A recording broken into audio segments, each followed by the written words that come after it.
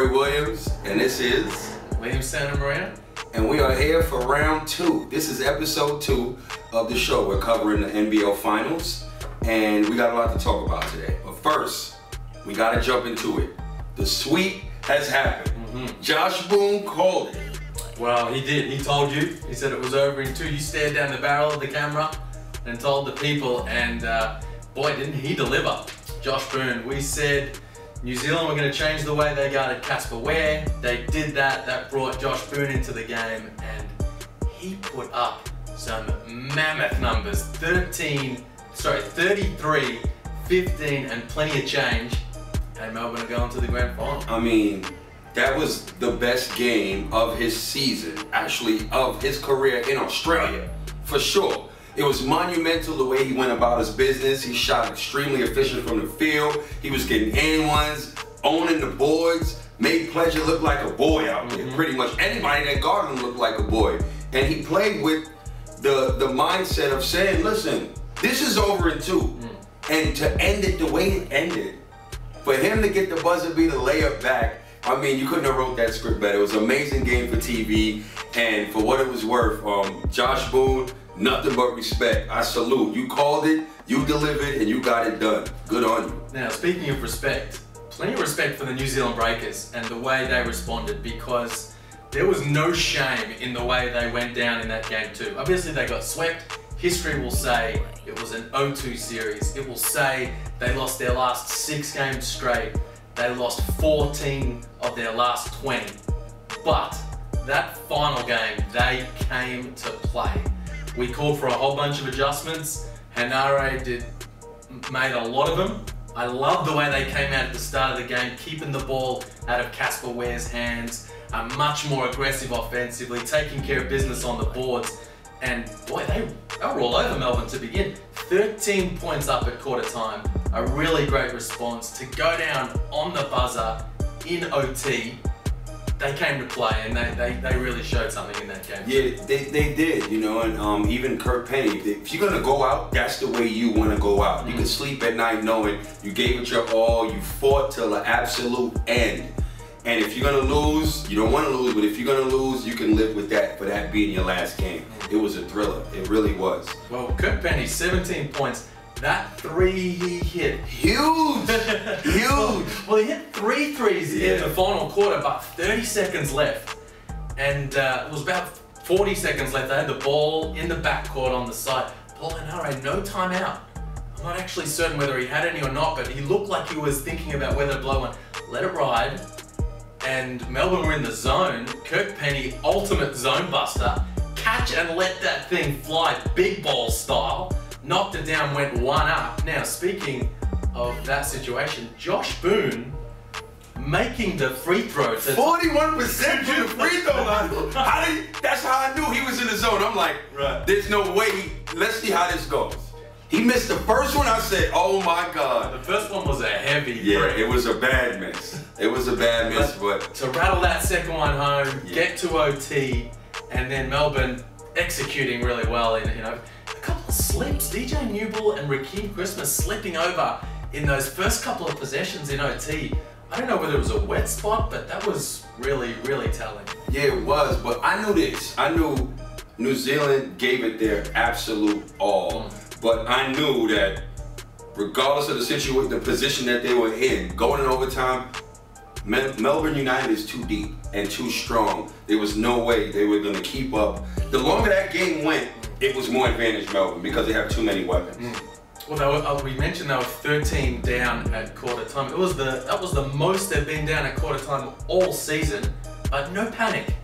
This club last 2 years under Dean Demopoulos, they would have been shedding bricks and hurling bricks and just letting it fly, starting to go against each other. Boy, they came together, worked it out, chipped their way back, and really impressive performance. And I'm not sure if you read what I wrote about the final play. I read it. Dean Demopoulos ran the offense that the Breakers ran. Vickerman. Yeah, Dean Vickerman. And the craziest part about that, the guys, the New Zealand coaches who were his assistant coaches, they're standing right there. And I've been texting with them the last couple of days. they are kicking themselves. They would have to be. That they didn't see it. They saw him in the box set. Judd Flavel, the head assistant, was watching Vickerman for the call down the line at the sideline. Wow. Meanwhile, Ty Wesley was making the call on the court. Ty Wesley, former breaker. Wow. And so they didn't know what, and then they executed it, and boom, won the game. Unbelievable. See that? Now that is, that's mental. The game is played 90% from the neck up. So for him to even be able to use one of their offenses that they currently use to actually not even run it, to execute and score on it in the fashion that it happened, man, they definitely be kicking themselves in the ass for that. Huge kick in the nuts to lose on your own play. Yeah. While we're at it, Kirk Penny, the haka, the send-off. How special was that? That was beautiful. Like, that brought goosebumps to my skin watching it. The respect, first of all, Kirk Penny, nothing but love and respect. I have nothing but the utmost respect for you. Champion, MVP of the league, national team play, University of Wisconsin. I was watching him back then. I was in school, but I was watching him ball out, coming off those screens, killing. Like, if people didn't follow him, he was the man at Wisconsin. Then he went to Miami. Then I think he went to like Dallas or something like that.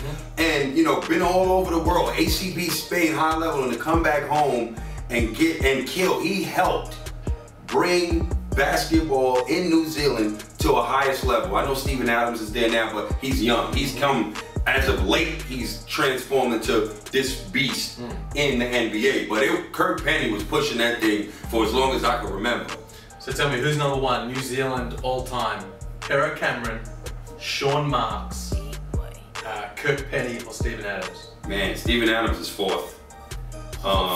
Yeah, I mean, he's just come alive right now. Okay. But we talking about years vested. And we need him to pull on a Tall Blacks jersey too at some stage. We would. Pero Cameron, my guy, I love him to death. I'm gonna say, man, I mean, Sean Marks, man, Kirk Penny's there too. It's tough. I don't know who's the all-time, but I can't even speak on that right now, to be honest. I gotta do some more research. Well, I love Kirk Penny, an MVP of the league, a 3-time scoring champion, all those things. Love him. I've got him number 2. It would have to be Sean Marks. Pero Cameron. Pero was that guy. Tall Blacks went to the World Championship. He was all first, whatever, right? All world first team. All-time team. The Boomers, we were sitting in Australia, we were watching from home. We didn't get there. Phil Smart, hats off. And Pero Cameron, I thought he brought it on the world stage, and for me, that has him number 1. Right, and that's the thing. You would have way more history about this, knowledge about that New Zealand top players or whatever. But I played against Pero Cameron. He was a beast. He was tough. I played against him at Gold Coast back in the day when I was playing in the NBL. But shout out to them all. They've helped bring and push forward the culture and basketball as a whole in New Zealand. Before we go on to talk about what goes on with New Zealand next, and from here under new ownership, the team, we've got to revisit Ed Gasosa and Casper Ware. We have to. And the guys that we called on to step up. We'll get to Ed Gasosa and Casper and say, Rob Lowe. Big game. Huge game. He played exactly the way I remember him playing, the way I always saw him playing. All these open looks that he had in Melbourne game 1, he missed them all. And down there, he made up for it. He stepped up big time. I like the change from Minare, brought him into the starting lineup, Pledger off the bench. He wanted to get after things defensively, get up the floor. Lowe fitted that style a little bit more, and it seemed like it gave him the confidence. And then they ran some nice plays down the stretch where the action was, the defense was going to Penny, and Lowe got left. He got dunked on the baseline for the dunk, up the top for the 3. That was great. Tom Abercrombie. Well, Tom, I really needed you more. I needed you more. He just didn't show up. The block and nearly saved the game. 5 boards, 5 dimes, but boy, he couldn't throw a pea in the ocean in the second half of the season. I mean, totally the second half of the season. You got to look into it where his body's older. Was it asked too much of him at this point of his career? Maybe. You know what I mean? Maybe his body's broken down completely to where he wasn't the Tom Abercrombie they needed him to be the second half of the season. You know what was interesting about that? He came into he obviously had a rest all off season. He spent a lot of time in the gym, and he came into this season looking like a meat axe. And Tommy Greer and I spoke to him at the Blitz and said, boy, you look strong. And he said, I put a lot of time and effort in the gym because over the last couple of seasons, I felt like I faded in the second half of the year. I don't want to do that this year. And yet, that's what he did. That's what he did. Sosa. You know, look, Sosa came and, you know, he just didn't get it done, flat out. He just did not get it done. He got outplayed, he went out fighting, but you can go out fighting and still get beat up, you know what I mean? So at the end of the day, he didn't get done. And, you know, as a result of him not being able to get it done, he's now in Italy suiting up, you know? So, you know, that's just how it goes. I like the way his efforts against Casper Ware were better defensively. They got after it on the hard show. But like we said, that brought Boone into the game and it went from there. Sosa, I liked his aggressiveness early. He was getting shots up early, he was getting into the paint. Like all of the breakers, he went down fighting in that second game. Well, we're gonna take a break and we get back to you. And when we come back, we're gonna talk about this dynamic duo, Josh Boone and Casper Ware. Stay tuned.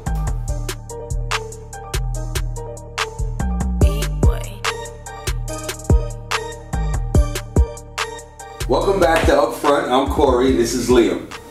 We left off without talking about Rakeem Christmas, which we will get into it immediately. Listen, this gentleman came in with big name and hype and did not deliver at all. What does that say about him, or what does it say about the league? Well, the league's tough. We know that. And guys can have all kinds of resume and credibility here, there, and everywhere, but you've got to turn up and you've got to play. And he didn't bring to the Breakers what they needed. Minus 26 on the plus minus in that game in, what, 21 minutes. I thought he had an impact offensively. 10 points and 8 rebounds, 5 on the offensive glass. He brought something there, but the minus 26 suggests, and the eye test confirms, that defensively he wasn't there and Josh Boone walked all over him. He got destroyed. Josh Boone destroyed Rakeem Christmas, and as he should, to be honest with you. So it's a young boy, young fella against a veteran, and that's what happened. He was too small, couldn't handle that, and Josh Boone ate him for breakfast, lunch, and dessert, and did for everything. He did whatever he wanted to do out there. So, and that was a big reason, and as a result, they got swept. 33 and 15. Somebody got to answer that. It wasn't all pleasure. No, you know, it wasn't all pleasure. So Christmas, they're not going to bring Christmas back. You wouldn't expect. What does Paul Henare do and Dylan Boucher do with this team? Obviously, we know under new ownership, so that suggests maybe a moment of big change. They've got one guy on contract going into next season, the chief, big pledge, and one guy with a player option, Shea Ely, the most improved player. The rest of the team is a free agent. Do you blow it up for Kona, Abercrombie, we know Penny's retiring, and start again and bring in some Australians, or do you go after Isaac Fotu from overseas, bring Corey Webster, Ty Webster? Here's what I'm going to do if I'm them. I'm going to get Corey Webster, I'm going to get Ty Webster. That'll be the backcourt. I'll roll with that. Sosa, got to bring Sosa back. You don't have to bring Sosa back. Sosa didn't deliver. He's not coming back. He's not coming back.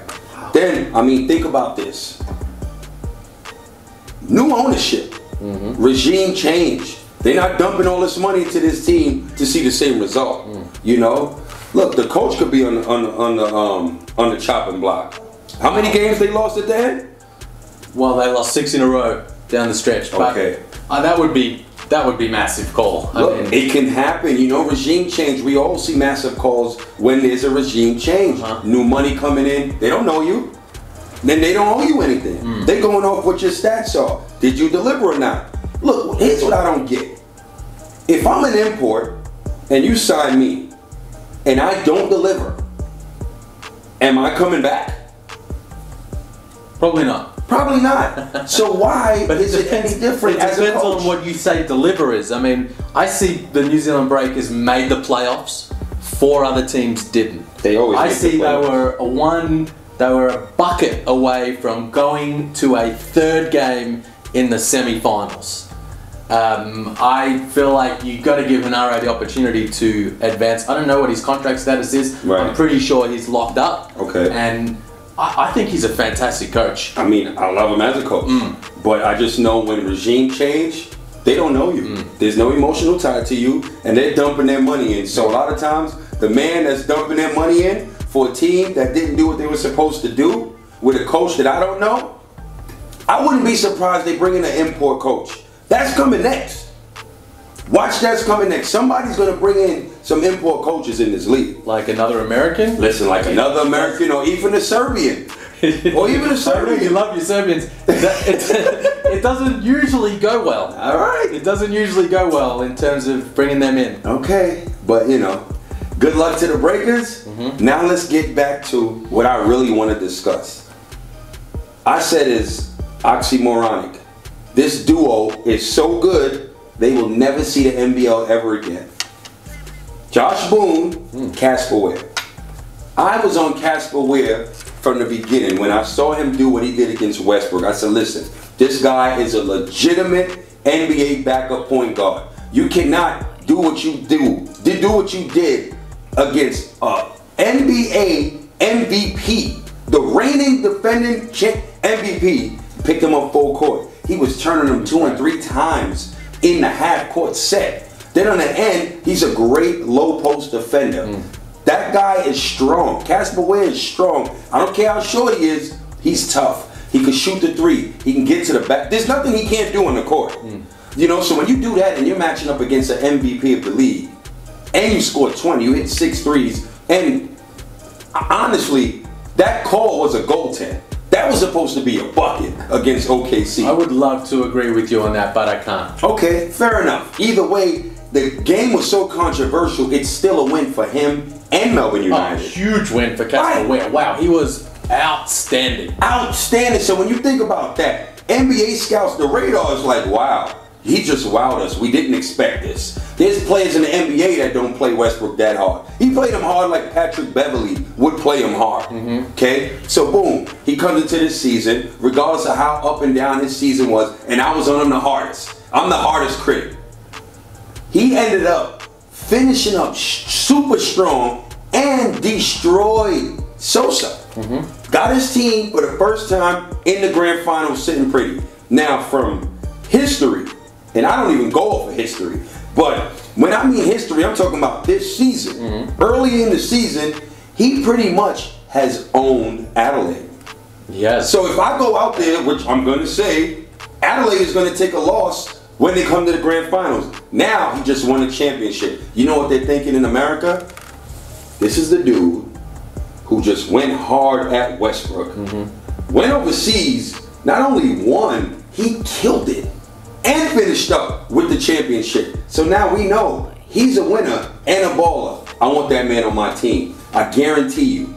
And I don't get, well, I do guarantee a lot of things. But I'm going to guarantee you this. I'm going on record. Right. Because of those reasons, Casper Ware will be in the NBA next season. I ain't talking about preseason. I'm not talking about summer league.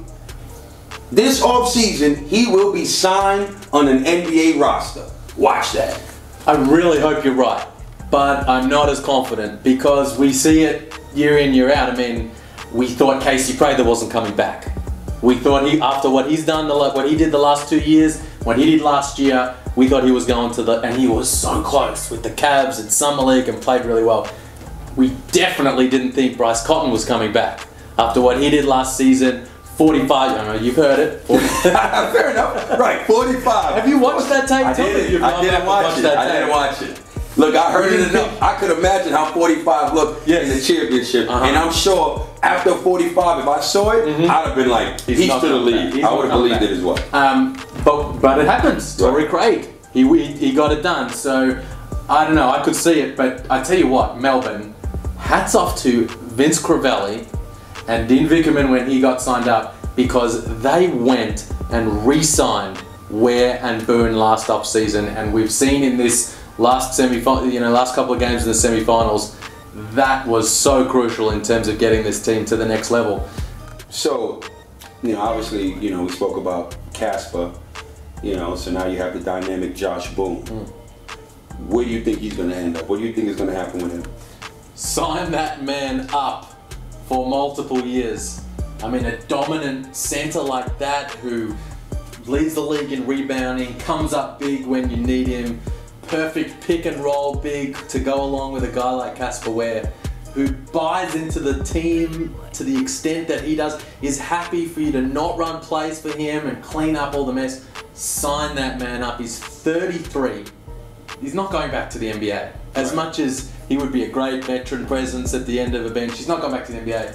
Maybe back to the team in Hong Kong that he played for in the off-season last year, do his thing there, put up 70 and 40 and the numbers he was doing, come back and do it all over again for Melbourne United. I mean, it sounds all good, but I just believe that, you know, the price has gone up drastically. Big time. So, you know, it's really going to be about, you know, you get that bank roll out, and it just depends what other teams they're going to be coming after him in other parts of the world, and that's the nature of the beast. You got to be able to, you know, when he produces, you become a hot commodity, your name gets back hot again, and you win a championship. Once you put up 33 and 15, those are numbers that get you into the championship in the fashion that it happened on the road in overtime.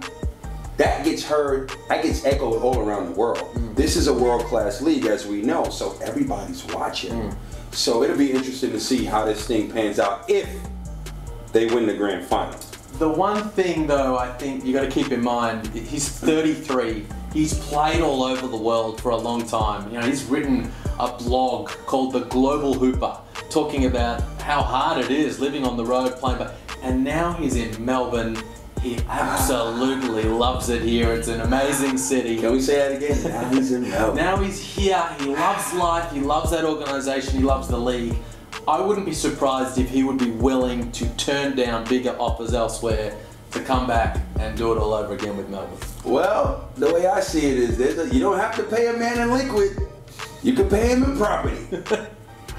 Okay. Shout out to LK Properties. But all I'm saying is, listen, to keep a guy around that, if you could keep him around, it's very seldom and rare. You find a quality big in the way he can play. Like you just said, you listed all the attributes. And a good person on top of it all. You get somebody like that, he's willing to lay in bed with him, with you, you better be willing to lay in bed with him. Melbourne United, do yourself a favor. Keep that man around. They've won a final, finally. They've now won a series, 2 ticks.